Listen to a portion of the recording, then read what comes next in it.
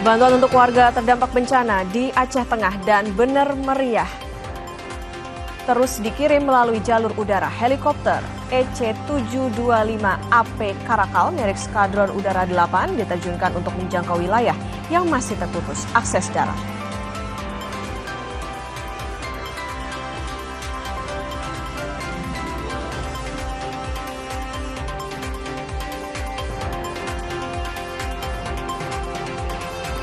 Pembukaan akses ke daerah terisolasi di Kabupaten Agam, Sumatera Barat terus dikebut untuk sementara waktu. Di tengah keterbatasan alat berat, akses dibuat secara darurat menggunakan gelondongan kayu sisa banjir.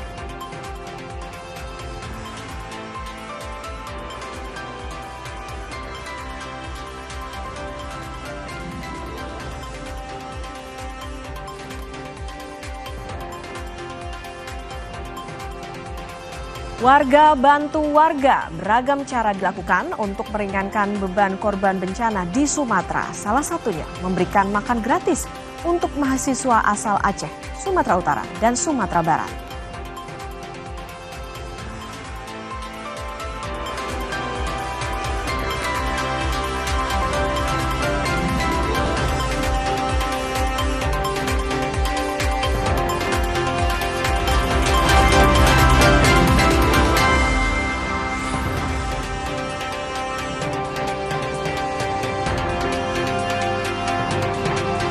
Selamat siang saudara, selain 3 sorotan utama tadi, ada juga informasi tentang warga Kota Padang Panjang, Sumatera Barat yang menggelar doa bersama agar seluruh korban hilang segera ditemukan. Doa bersama digelar di Jembatan Kembar yang merupakan saksi bisu tragedi banjir bandang. Lebih lengkap bersama saya Putri Oktaviani. Anda menyaksikan Kompas Siang di Kompas TV, independen, terpercaya.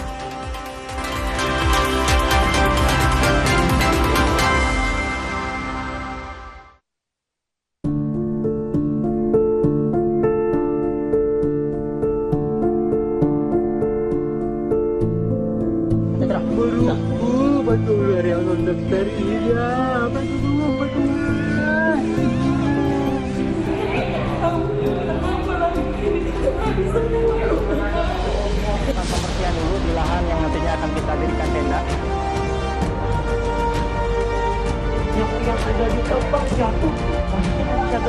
Supaya kita bisa menjaga diri kita sendiri, menjaga orang-orang di sekitar kita.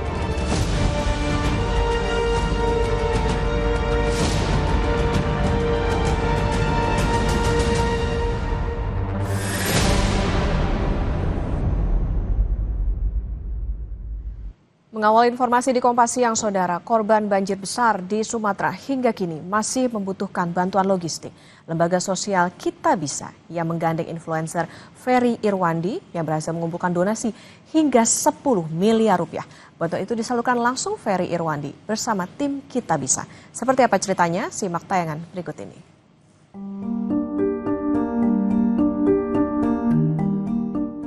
Setelah berhasil mengumpulkan donasi hingga 10 miliar rupiah, influencer Ferry Irwandi bersama tim Kita Bisa langsung membelanjakan berbagai kebutuhan untuk para pengungsi korban banjir Sumatera.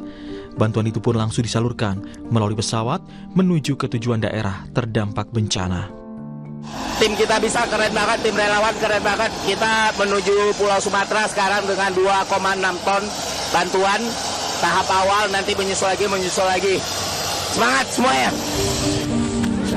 Ini kita selesaikan yang bisa kita kirim hari ini, Pak. Alhamdulillah. Setibanya di lokasi terdampak bencana, Ferry bertemu dengan warga korban banjir dan menyampaikan amanah dari masyarakat Indonesia soal bantuan yang mencapai 10 miliar lebih. Ferry bahkan tak kuasa menahan haru saat bertemu dengan mereka. Udah dapat infonya belum? Jadi dari seluruh Indonesia karena merasa sedih, merasa terluka juga atas apa yang terjadi ya Bapak Ibu semua. Mereka semua kompak Bapak Ibu, mereka sumbangan dan dana sumbangannya sampai 10 miliar. Alhamdulillah. Akhirnya bisa kita sampai di sini buat ngantarin, mungkin belum sempurna, mungkin belum. Tapi berita baiknya seluruh masyarakat Indonesia peduli Bapak Ibu semua. Bertahan ya Bapak Ibu semua ya. Keluh kesah juga disampaikan warga korban banjir, terlebih hingga kini masih banyak yang belum menerima bantuan. Bantulah kami, penuh hati Bapak bantu kami Kak ini. Gak bisa apa-apa lagi kami. Kami nak keluar hancur, Mas sudah hancur. Tinggal kami memang di sini sekarang.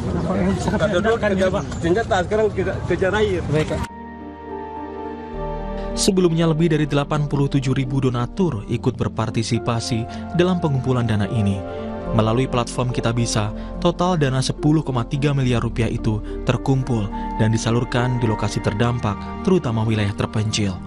Tidak hanya Ferry Irwandi, sejumlah publik figur juga ramai-ramai menggalang bantuan, diantaranya komika Pras Teguh. Melalui unggahan di media sosial Instagram, Pras mengumumkan donasi yang terkumpul sudah menembus 1 miliar rupiah. Ia bahkan turun langsung ke lokasi terdampak, membagikan bantuan dan menemui warga di posko pengungsian. Gerakan kemanusiaan juga datang dari musisi dan aktivis sosial Ciki Fauzi. Ciki turun langsung bersama relawan Dompet Duafa. Ia ikut menyalurkan bantuan ke ribuan penyintas yang masih bertahan di posko termasuk anak-anak dan warga lainnya. Dari para tokoh publik itu menjadi semangat untuk kita, rakyat Indonesia, bersama-sama membantu saudara kita yang sedang dilanda musibah bencana banjir di Sumatera.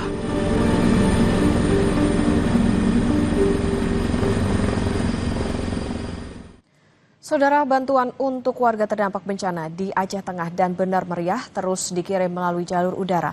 Helikopter EC-725AP Karakal milik Skadron Udara 8 diterjunkan untuk menjangkau wilayah yang masih terputus akses darat. Berikut liputan jurnalis Kompas TV, Dosi Elvian dan juru kamera Irwan Sudirja.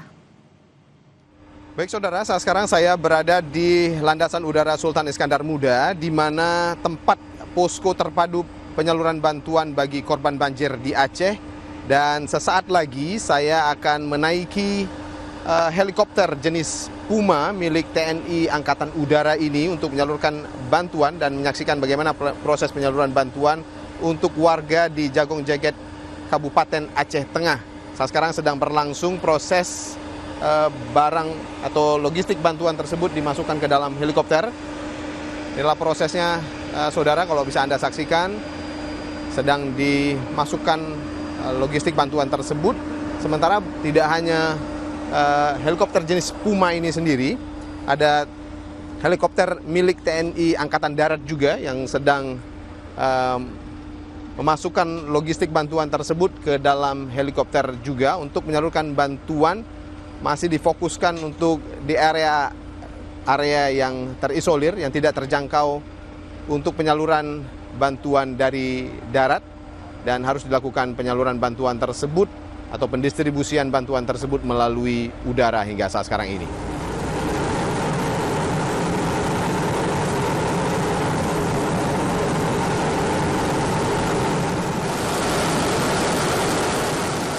Saudara, demikian tadi perjalanan kami menyaksikan bagaimana kemudian logistik bantuan untuk daerah terisolasi itu disalurkan. Paling tidak kita berhenti atau mendarat di 2 lokasi, di Jagong Jeget, Aceh Tengah.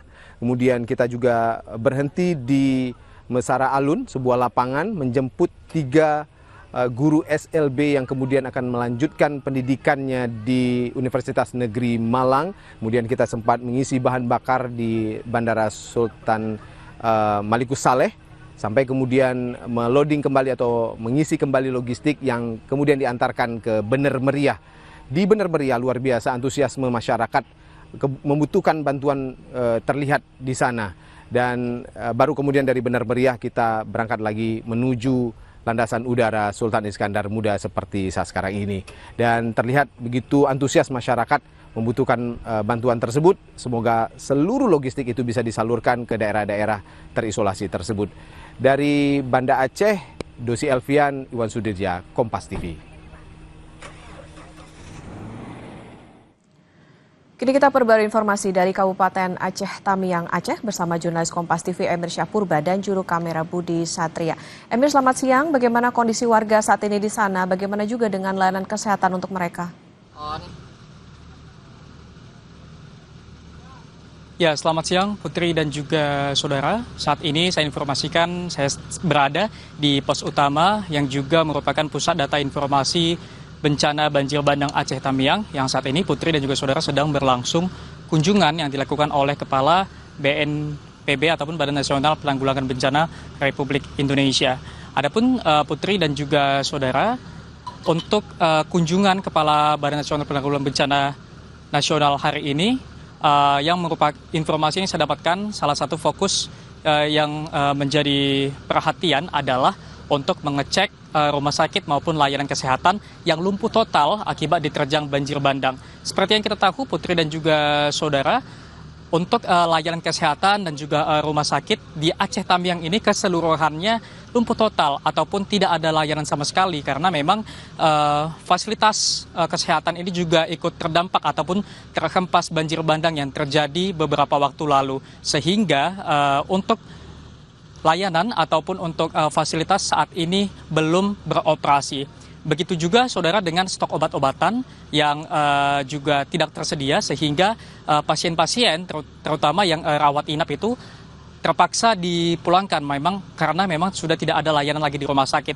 Namun begitu, Wakil Bupati Aceh Tamiang Ismail mengatakan saat ini sudah disiagakan tenaga-tenaga medis untuk berkeliling Aceh Tamiang untuk melakukan ataupun memberikan layanan kesehatan kepada warga-warga maupun korban banjir. Dan juga terkait dengan obat-obatan, saat ini sudah banyak bantuan yang masuk, baik dari relawan maupun dari Badan Nasional Penanggulangan Bencana. Dan saat ini saudara, Kepala Badan Nasional Penanggulangan Bencana sedang berkoordinasi ataupun melakukan diskusi dengan pejabat terkait. Salah satunya adalah Bupati dan juga Wakil Bupati yang juga berada di pos utama bencana banjir bandang ini.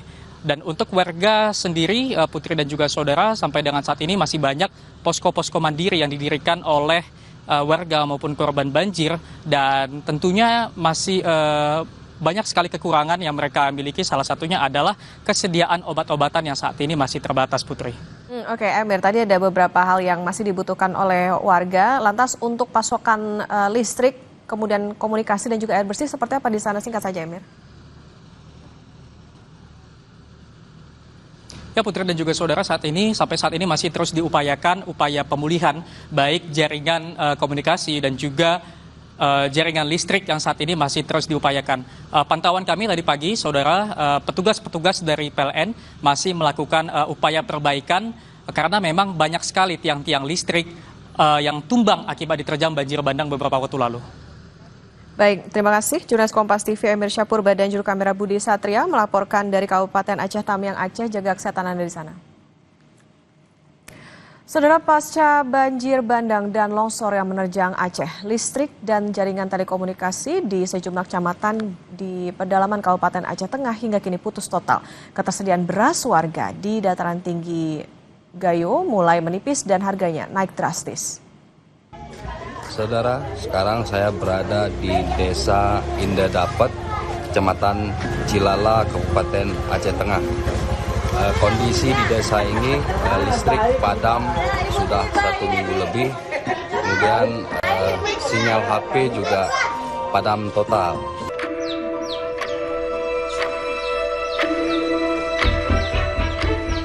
Kecamatan Cilala, Kabupaten Aceh Tengah memang tidak berdampak langsung terhadap kerusakan permukiman.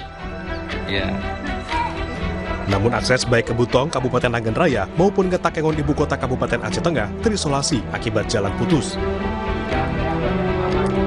Longsor hanya dapat dilalui dengan berjalan kaki atau menggunakan kendaraan roda 2. Seperti yang dialami warga di Desa Indah Dapat, Kecamatan Cilala. Pasca banjir bandang dan longsor, mereka terisolasi dan sinyal ponsel padam total. Di sini nggak ada banjir. Harga sembako ini melambung dari 25 beras sekarang ini udah 41 bambu. Ini udah padam udah 1 minggu, gas nggak ada, gas pun nggak ada. Satu rusak di bawah sini. Berarti ini rumah satu. Kalau akses bang, akses kalau sekarang 20 titik dari sini ke Brangkading rusak. ke Aceh Tengah. Ke Aceh Tengah.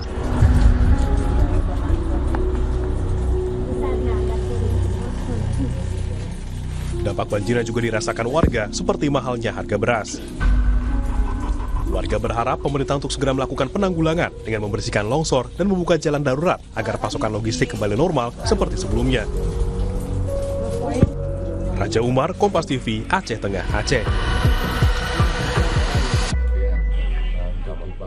Lebih lengkap terkait kondisi pelayanan kesehatan di Biren, Aceh, kita bergabung dengan jurnalis Kompas TV Rizka Devi dan juru kamera Nova Misdayanti. Selamat siang, Rizka. Listrik di sana masih padamkah? Kemudian bagaimana pelayanan kesehatan di sana? Apakah tetap melayani warga?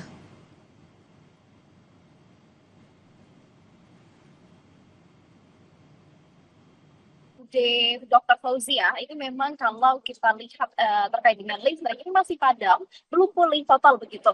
Dan juga untuk di rumah sakit Dr. Fauzia ini memang untuk listriknya ini menggunakan genset begitu. Sementara kalau informasi yang kami peroleh, genset ini dalam sehari bisa menghabiskan BBM sebanyak 2.000 liter begitu. Artinya dalam 1 jam itu bisa menghabiskan 90 liter.